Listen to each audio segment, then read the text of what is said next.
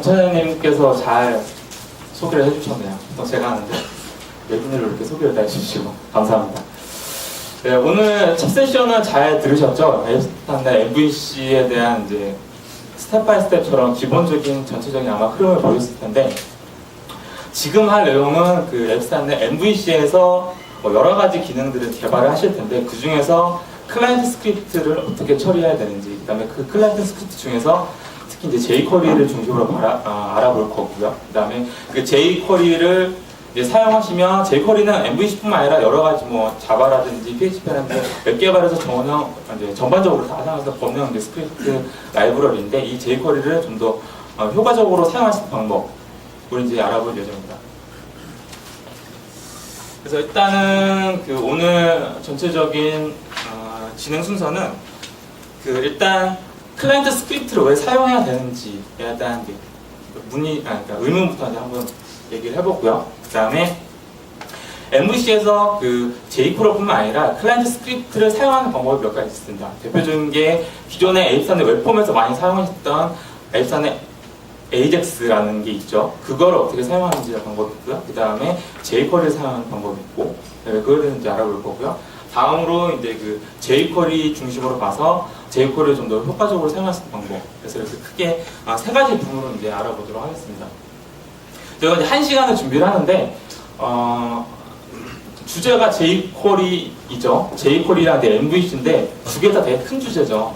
이제 그걸 어떻게 좀 안배를 하는 게 jQuery 중심으로 얘기를 해야 되는지, 아니면 MVC 중심으로 얘기해야 되는지, 이게 좀 난해하더라고요. 그래서 이제 적정 수준을 제 생각에 나누긴 했는데 어떨지는 잘 모르겠습니다.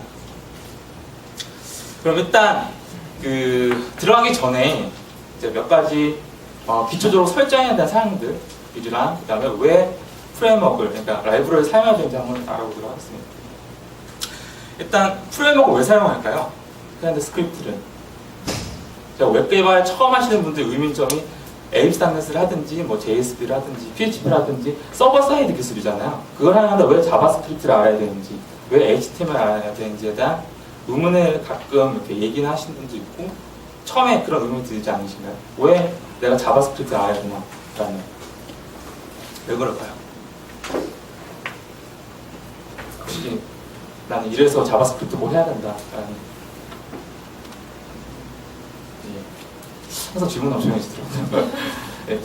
일단은 서버 사이드는 뭐 데이터를 가져온다든지 이런 어떤 비즈니스 로직이라든지 뭐 이런 이제 처리를 하려고 당연히 서버 사이드 기술이 필요하겠죠. 데이터베이스도 가져와야 되고 뭐 서버 사이드에 설치하는 기술들이 많을 텐데, 그 외에 클라이언트에서 처리를 할 때 웹 개발에서 모든 개발이 다 돼서 클라이언트 렌더링 되는 건 결과적으로 HTML이죠. 사용자 보는 건 브라우저가 렌더링된 HTML 화면을 보게 되어 있습니다. 그럼 그 브라우저 안에서 어떤 사용자들이 어떤 액션을 하고 하는 부분에 대해서 1차적으로 딱 맞닥뜨리는 부분이 자바스크립트와 HTML 연관된 어떤 인터랙션이 일어난 다음에 그 데이터를 서버로 전송하게 되면 어떤 뭐 저장도 되고 쇼핑도 하고 이런 작업이 일어나는 거죠. 그런 UI적인 뿐만 아니라 요새는 어떤 개발적인 요소들, 어떤 로직을 처리한다는 밸리데이션 같은 부분들 가장 많이 사용하실 텐데, 그런 로직 부분도 어느 정도 클라이언트로 많이 내려왔죠. 근데 그런 이제 기술로 이제 클라이언트 스크립트를 사용하는데, 이 클라이언트 스크립트, 특히 자바스크립트로 국한을 얘기를 했을 때 많은 문제점들이 있죠. 어떤 문제점이 많았나요? 일단 자바스크립트 이전에 사용한다 그러면 일단 코드가 좀 재사용성이 떨어지죠.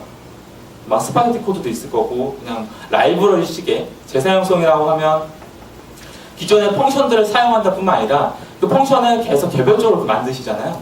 그래서 어느 정도의 우리가 뭐 C샵이라든지 어떤 그런 언어를 보면 상속관계도 가질 수가 있고, 그 다음에 상속관계에서 재사용도 발생을 하는데, 대부분 그렇게 하는 사용 많이 안 하시죠. 라이브러리 만들면 대부분 그냥 펑셔널을 만드실 텐데, 그런 재사용성이 떨어지고요. 그 다음에 자바스크립트는 보통 이제 파일을 카피해서 사용하시기 때문에 나중에 이게 여러 사람이 고치다 보면 스타일이 다 다르시잖아요. 그거에 대한 문제점.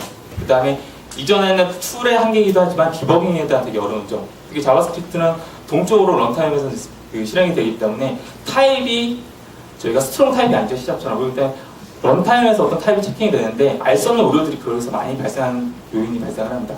그런 여러 가지 복합적인 문제들이 이제 있었고요.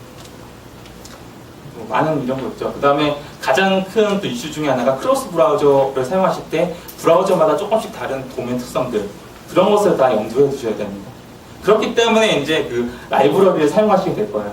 그래서 스크립트 라이브러리를 사용한 이유는 아까 말했던, 제가 말씀드렸던 그런 이유들을 좀 극복하기 위해서. 그래서 재사용성도 좀 증가를 시키고,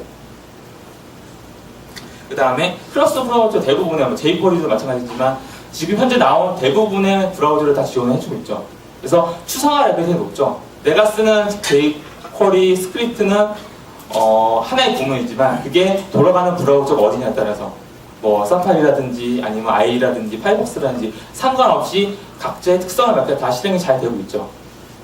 그 다음에 일단은 많은 사람들이 사용을 했죠. 그래서 이미 검증이 됐다는 거죠. 그래서 속도면이라든지 사용자 편의성이라든지 아니면 여러 그 많은 세계 개발자들이 플러그인이라고 해서 기본의 jQuery가 지원하지 않는 부분을 많이 지원해주는 그런 풍부한 인프라가 구축됐다는 거. 그래서 이전에 뭐 프로토타입이라든지 뭐 여러 가지 이제 그 자바스크립트 프레임워크, 그러니까 라이브러리들이 많이 존재했었는데 지금은 아마 jQuery 쪽으로 많은 부분이 단넷뿐만 아니라 웹개발 쪽에서도 많이 트렌드가 많이 이동한 것 같습니다. 그런 이유 때문에 이제 스크립트 라이브러리를 사용하지 않나라는 생각이 들고요. 이 외에도 여러 가지 이유가 있겠죠. 그 작성하시는 부분이.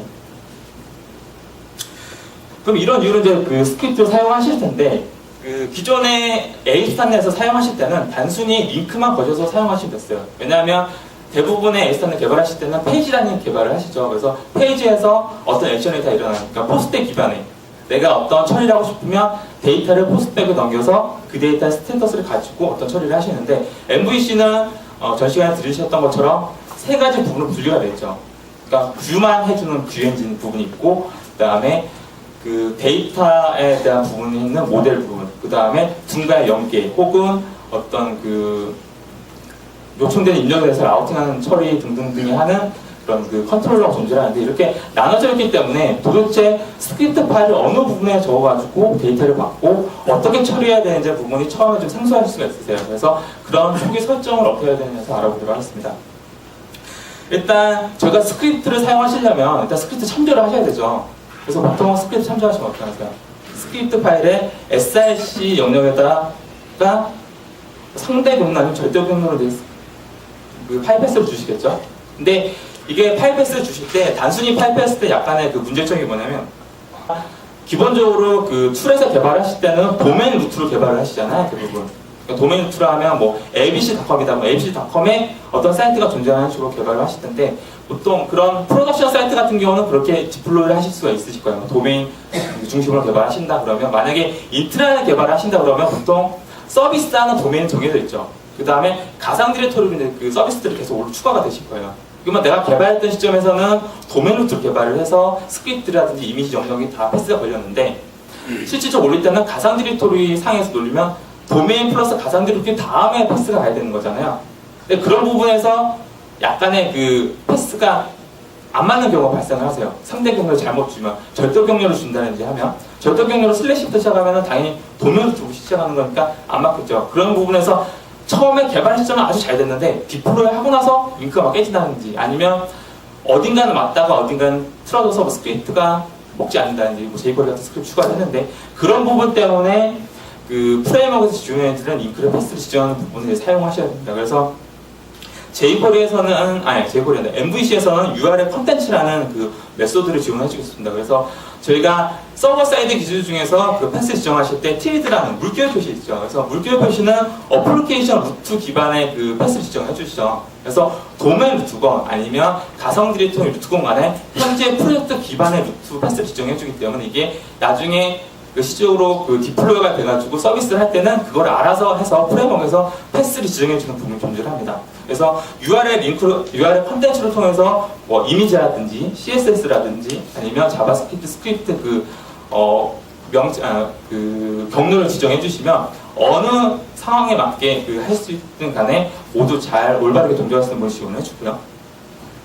그 다음에 이 부분은 우리가 모든 그 스크립트라든지 어떤 리소스를 가지고 있다는 거고 마이크로소프트뿐만 아니라 구글도 마찬가지지만 자체적으로 CDN을 지원해주고 있습니다. 그래서 CDN은 컨텐츠 딜리버리 네트워크라고 얘기를 하죠. 그래서 컨텐츠는 정적인 컨텐츠들, 많은 사람들이 그 서비스를 요청하는 정적인 컨텐츠, 뭐 지금 보시는 jQuery가 대표적이겠죠. 이렇게 버전이 업이 되지 않는 이상 항상 동일한 스크립트가 사용이 되는데 잘 아시는 것처럼 웹서버에서 스크립트 파일은 모든 페이지마다 동일하게 하나의 스크립트를 바라보면서 계속 호출하겠죠.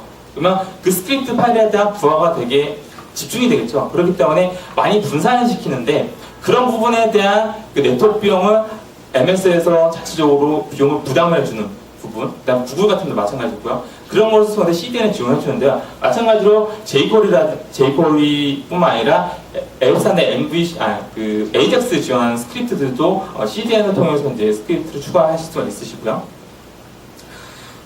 추가하실 수 있습니다. 그래서 이제 저희가 MVC에서 주요적으로 사용할 수 있는 부분은 아까 말씀드렸던 앱산의 AJAX를 사용할 수 있는 스크립트 쿼리, 그러니까 스크립트 라이브러리 혹은 jQuery를 사용하시면 jQuery 추가를 하셔야 되는데, 일단 jQuery는 아까 저희가 솔루션에서는 1.4.1 버전이 최신 버전으로 추가가 자동으로 되어 있지만 현재는 1.4.2 버전이 최신 버전이죠. 그래서 이 버전은 jQuery.com에서 이제 추가를 해주시면 되고요. 매뉴얼적으로. 그 다음에 마이크로소프트 AJAX를 쓰시려면 두 가지 아래에 있는 파일을 추가를 하셔야 됩니다. 추가를 하시면 기존에 저희가 앱산에 기존 클래식에서 사용하시던 그런 스크립트들을 다 사용하시는 분에 추가를 하실 수가 있습니다.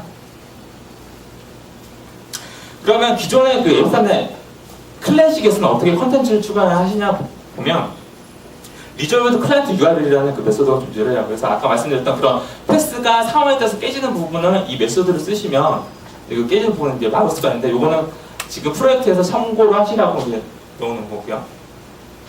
그리고 이 리졸브 클라이언트 URL을 쓰실 때는 이게 헤더 영역에 보통 그 스크립트 파일을 넣으시죠. 그렇기 때문에 반드시 아래 데이터 바인딩이라는 걸 해주셔야 합니다. 그래서 헤더에 데이터 바인딩이라는 그 메소드를 항상 페이지 로드에 메소드를 써주셔야 올바르게 스크립트 영역에 대한 서버 사이드 코드가 먹고 이거 코드를 추가하지 않으시면 스크립트 영역이 그냥 공백으로 들어가요.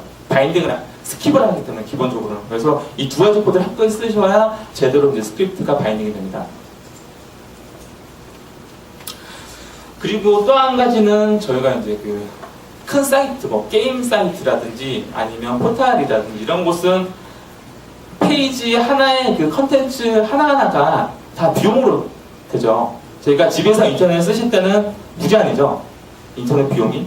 일정 금액은 그냥 무제한으로 쓰시는데 보통 우리가 사업을 하는 사업자 입장에서는 IDC라는 곳에 서버가 존재를 할 거고요. 그 IDC는 트래픽당 얼마나 과금이 이루어지는 단체죠. 그렇기 때문에 우리가 사용자들한테 내려보낼 수 있는 컨텐츠, HTML이라든지 리소스, CSS, 자바스크립트 양이 동일한 기능을 하지만 적은 파일이 내려가면 내려갈수록 우리 회사 입장에서는 고정적으로 나오는 비용이 줄게 되어 있죠. 그렇기 때문에 보통 jQuery도 마찬가지지만 민 파일이 따로 존재를 하죠. 디버깅 할 수 있는 우리가 UI적 눈으로 확인하기 쉽게 잘 포맷이 되어 있는 파일이 하나 있고 그 다음에 정말 보기 힘든 파일이지만 사이즈는 확실히 줄일 수 있는 두 가지 파일이 존재하는데 자체적으로 저희가 개발한 CSS라든지 아니면 자바스크립트 어떤 모듈이 있다고 하실 때 그런 파일은 줄이고 싶지만 되게 쉽게 할 수가 없죠. 되게 좀 공백을 다 지우고 탭도 지우고 하기가 귀찮잖아요. 또 일일이 다 지울 수도 없고 또 나중에 어떤 변경사항에서 그걸 보려고 할 때는 또 그거를 어떻게 또 다시 복원할 수 있는 방법 되게 어려우신데 이런 부분을 기존에 제이슨 ORG라는 곳에 가시면 민파이라는 커맨드 라인 도스는 아니죠. 커맨드 라인을 할 수 있는 부분이 존재하는데 MS에서는 AJAX 미니파이라는 프로그램을 지원해주고 있습니다. 혹시 들어보셨나요? 이 프로그램은? 앱산넷, 단넷 가시면 사이트에 가시면 이 프로그램 지원해주고요. 그 다음에 거기에 비주얼 스튜디오 2.10과 잘 통합이 되어 있습니다. 그래서 빌드하는 시점에 기존의 코드는 일반적인 잘 정리된 코드를 쓰시고요. 그 다음에 디플로이, 컴파일 하실 때는 민 파일을 자동으로 생성하는 부분이 존재합니다. 그래서 일단은 사이트를 가셔가지고 AJAX 미니파일이라는 프로그램 다운받아서 설치를 하시고요. 하신 다음에 지금 아래 같은 것처럼 비주얼 스튜디오 옵션에 가셔가지고 이런 옵션을 선택된지 확인을 하신 다음에 그다음에 솔루션 파일에 코드를 좀 추가를 해주셔야 돼요. 그래서 항상 이게 컴파일되는 시점에 민 파일을 생성을 해라라는 코드를 추천해 주셔야 되는데 그거는 아래 밑에 있는 코드